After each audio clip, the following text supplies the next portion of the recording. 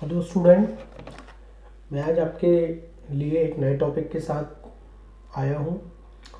मैं आपको organic chemistry का हेलो एल्केन्स और एरीन्स चैप्टर स्टार्ट किया हूँ।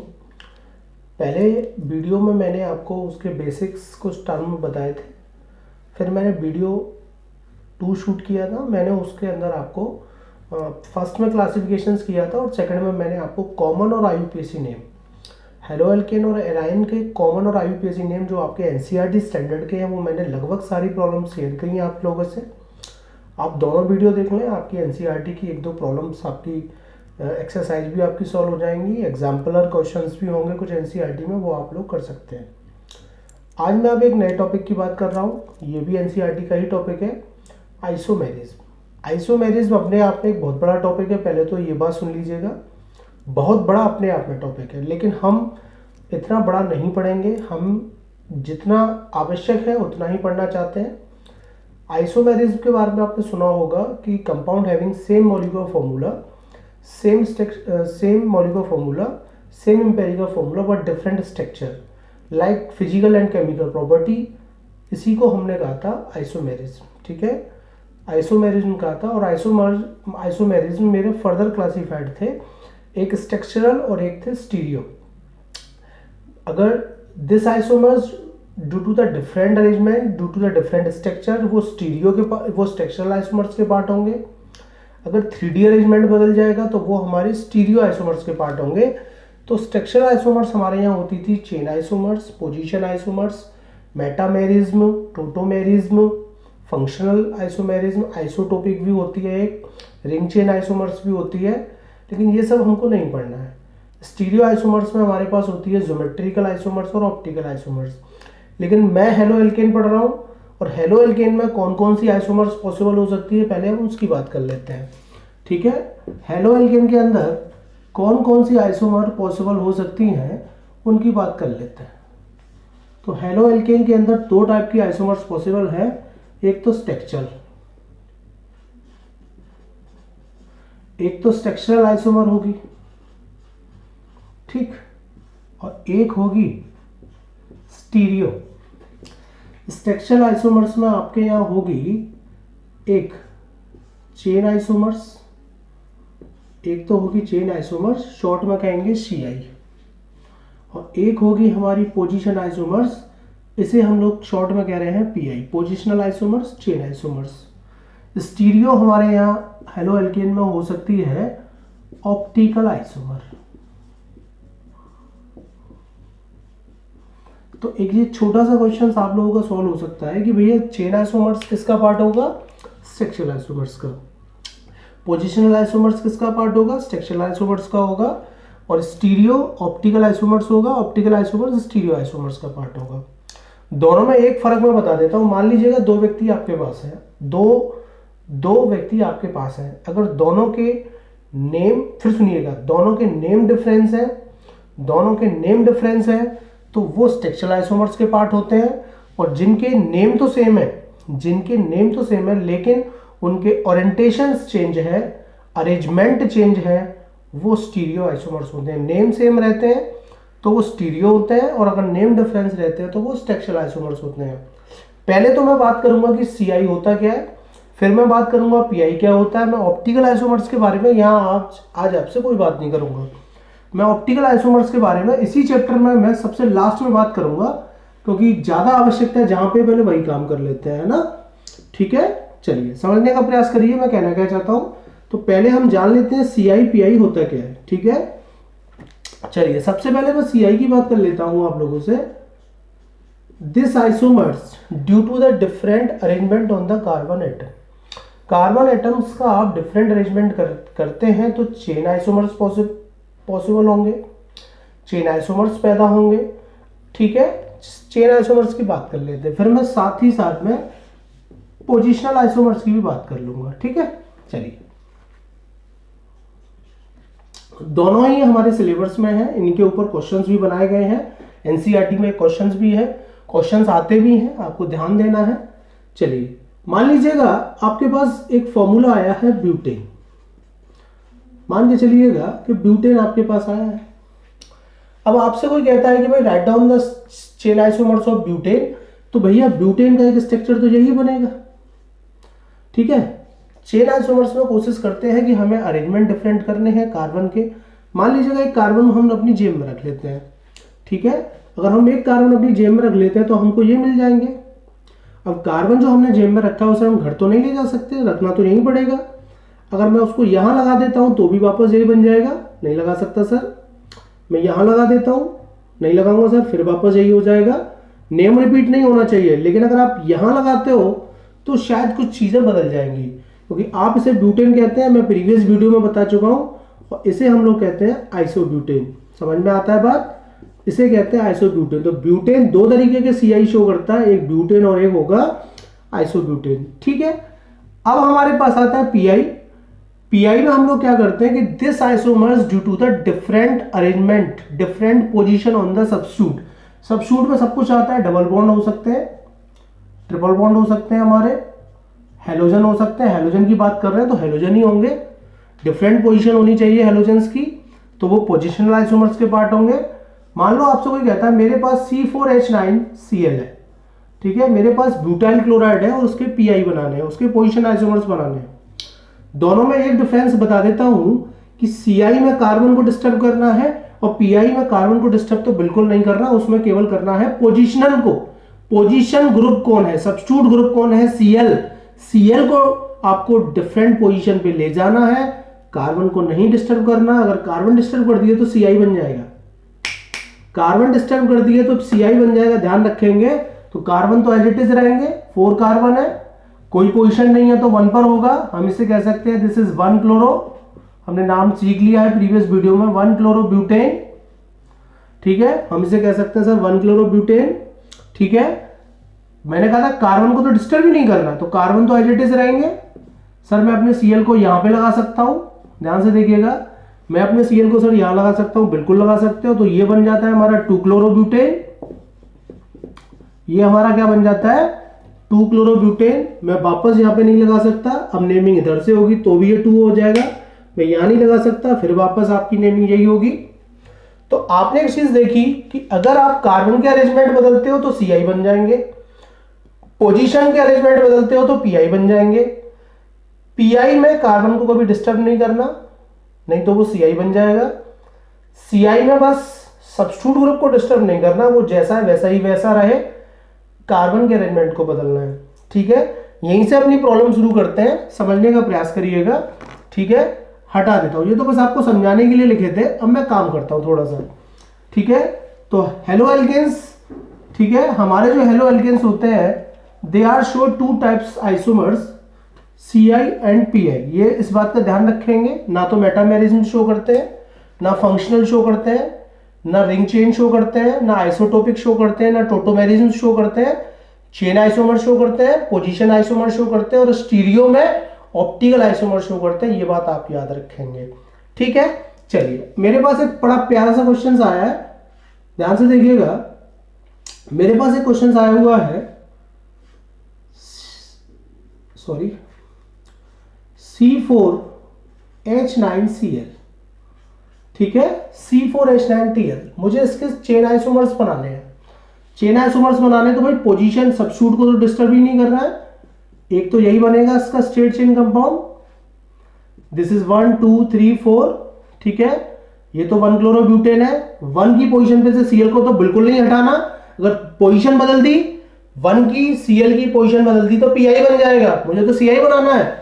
एक कार्बन तोड़ लेते हैं, अगर मैं एक कार्बन तोड़ लेता हूं, तोड़ लिया मैंने, अगर मैं उस कार्बन को यहां लगाता हूं, भाई देखो यहां लगाता हूं, इधर ध्यान से देखो, अगर मैं यहां लगा देता हूं उस कार्बन को जो तोड़ लिया है मैंने, तो अब नंबरिंग ऐसे होगी, ये 2 की पोजीशन हो जाएगी, ये तो PI बन जाएगा।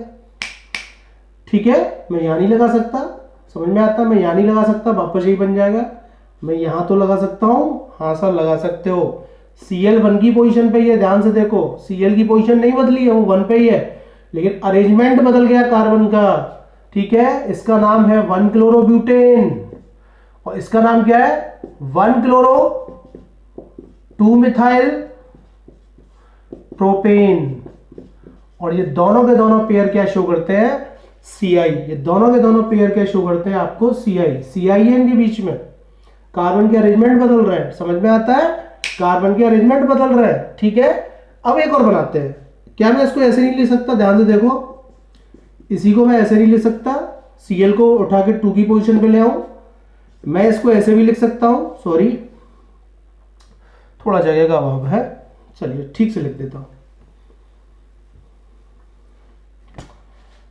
ये हो गया 1, ये हो गया A, ये हो गया B, ये हो गया C,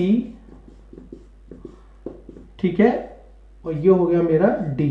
ठीक है, ये हो गया मेरा D, टर्शरी पोजीशन पे ले आया मैं।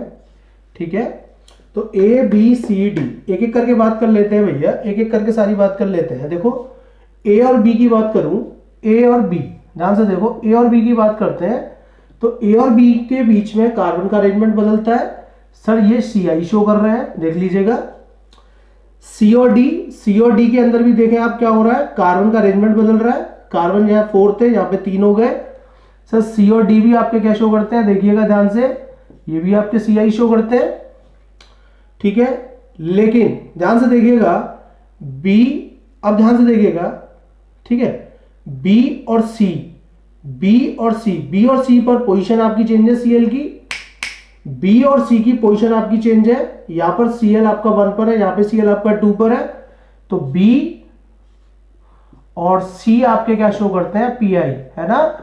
B और C आपके क्या शो करते हैं, Pi, देख लीजिएगा, यहां पे 1 पर है, यहां पे 2 पर है। ठीक है, ऐसे ही आपका A और D, आपका ध्यान से देखिएगा, B और C की बात हो गई मेरी। ठीक है, और देख लेते हैं भैया A और D। ठीक है, A और D के अंदर देखो 4 कार्बन, यहां पे 3 कार्बन, जो A है और जो D है वो Ci भी शो करता है। ध्यान से देखो, यहां 4 कार्बन है, यहां 3 ही कार्बन हो गए, यहां पोजीशन 1 पर है, यहां पोजीशन 2 पर है, देखें दिस इज 2। A और D का जो पेयर है वो Ci भी शो करता है और वो Pi भी शो करता है। ध्यान से देखें, A और D का जो पेयर है वो आपका, A और D का जो पेयर है वो Ci भी शो करता है और वो आपका Pi भी शो करता है। आ रही बात समझ में? ठीक है, फिर देखिएगा, A पर 1 पर Cl है, C पर आपका 2 पर Cl है, 1 पर है, कार्बन का अरेंजमेंट सेम है, यहां भी 4 है, यहां भी 4 है, अरेंजमेंट तो बदला नहीं। ये 1 पर है, ये 2 पर है, तो भैया सर A और C का जो पेयर है वो क्या शो करता है, वो सर Pi शो करता है। A और C का जो पेयर है वो क्या शो कर रहा है, Pi शो कर रहा है। ठीक है, फिर आ जाइए B और C में देख लेते हैं। देखिए यहां पे कार्बन 3 है, यहां पे 4 है, कार्बन का अरेंजमेंट बदला। B और C की बात कर रहे हैं, ठीक है, sorry I am very sorry, position तो बदल ही रही थी भाई, पोजीशन तो बदल ही रही थी, साथ में कार्बन का अरेंजमेंट भी बदल रहा था। तो ये B और C आपके क्या शो कर रहे हैं, ये Ci भी शो कर रहे हैं। ठीक है, चलिए B और C, AD AB Ci show करता है, AC Pi शो करता है, CD Ci शो करता है और BC Pi Ci दोनों शो करता है। ठीक है, मैंने लगभग जितने भी अरेंजमेंट थे आपके लिए लिख दिए हैं, आप इन्हें नोट कर सकते हैं। ठीक है,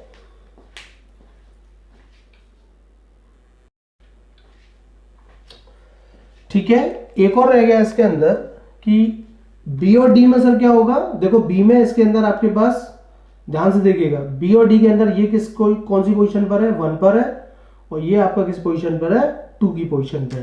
तो अब हमारे पास एक और ऑर्डर आ गया, B और D का जो ऑर्डर होगा वो शो करेगा Pi। ठीक है, BD क्या शो करेगा, Pi। लगभग सारे पेयर्स की बातें हो चुकी हैं।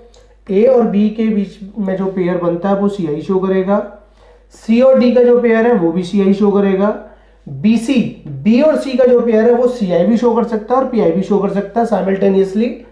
A और D का जो पेयर है वो भी Ci Pi शो करेगा, लेकिन A और C क्या शो कर रहे हैं, पोजीशन आप देख सकते हैं, ये 1 पर है, ये 2 पर है। बिल्कुल ऐसे ही कौन आया, BD में भी पोजीशन बदल रही है, तो ये भी करेगा पीआई शो। इस तरीके की छोटी छोटी प्रॉब्लम्स आती हैं, आपको ध्यान देना। ठीक है, अगर आप कार्बन का अरेंजमेंट बदलते हैं तो बनेंगे सीआई, आप पोजीशन बदलते हैं तो बन जाएंगे पीआई। ठीक है, चलिए एक प्रॉब्लम और लेते हैं जो आपके एनसीईआरटी में ही है, आप अपने पेपर्स कॉपी में देख सकते हैं। ठीक है, क्वेश्चन थोड़ा अच्छा है, पहले मैं बना देता हूं। क्वेश्चन क्या है, आपको दे रखा है पेंटाइल ब्रोमाइड C5H11Br। ठीक है, आपको दे रखा है पेंटाइल ब्रोमाइड, वो कह रहा है कि भाई इसके टोटल 8 स्ट्रक्चरल आइसोमर्स बनते हैं, बना दीजिएगा पहले। चलो बना लेते हैं, 1 2 3 4 5। एक तो ये हो जाएगा, कार्बन का अरेंजमेंट बदल लेते हैं, एक ये हो जाएगा। चलिए एक ये हो सकता है,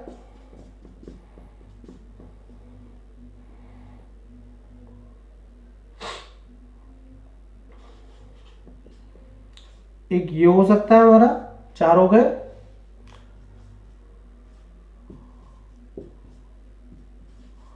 एक ये हो सकता है हमारे लिए। ठीक है, एक ये हो सकता है और एक ये हो सकता है। तो टोटल मेरे लगभग जो 8 आइसोमर्स बनने थे, 8 नहीं अभी एक रह गया है, 1 2 3 4 5 6 7। ठीक है,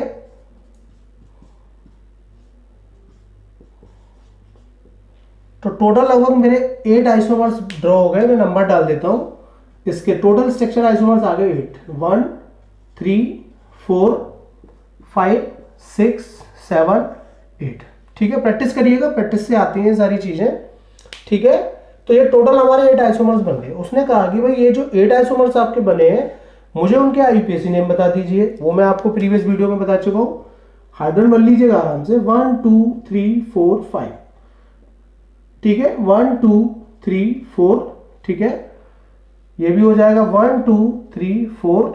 ये क्या हो जाएगा, ये तो ये लॉन्गेस्ट होगा, 1 2 3 4 ऐसे कर सकते हैं।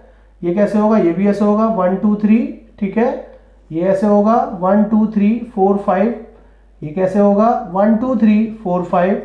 और ये कैसे होगा, ये भी ऐसे होगा 1 2 3 4। ठीक है, नंबरिंग हो चुकी है। आईयूपीएसी नेम बनाना कोई बड़ा टिपिकल काम नहीं है, कर सकते हैं। 1 पर साइड ग्रुप आ रहा है, 1 ब्रोमो, टोटल कार्बन 5 है, इसलिए पेंट होगा, सिंगल बॉन्डेड है, पेंटेन हो जाएगा।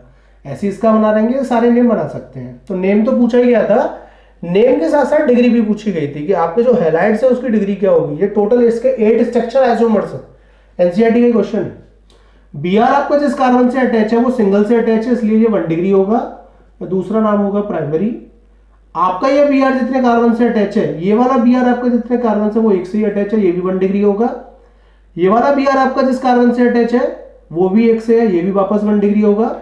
लेकिन ये वाला बीआर आपका जिस कार्बन से अटैच है वो 2 से अटैच है, इसलिए ये 2 डिग्री हो जाएगा आपका। ठीक है, वापस आ जाइए, ये भी 1 डिग्री होगा, ये आपका वापस 2 डिग्री, ये वापस आपका 2 डिग्री, और मेरे बच्चे ये होगा आपका 3 डिग्री। 3 डिग्री मतलब टर्शरी, 2 डिग्री मतलब सेकेंडरी, 2 डिग्री मतलब सेकेंडरी, प्राइमरी। ठीक है, इस तरीके से आप बदल सकते हैं। तो मैंने 8 स्ट्रक्चर बना दिए और उनके डिग्री हमने डिस्क्राइब कर ली, नेम हम लिख ही सकते हैं।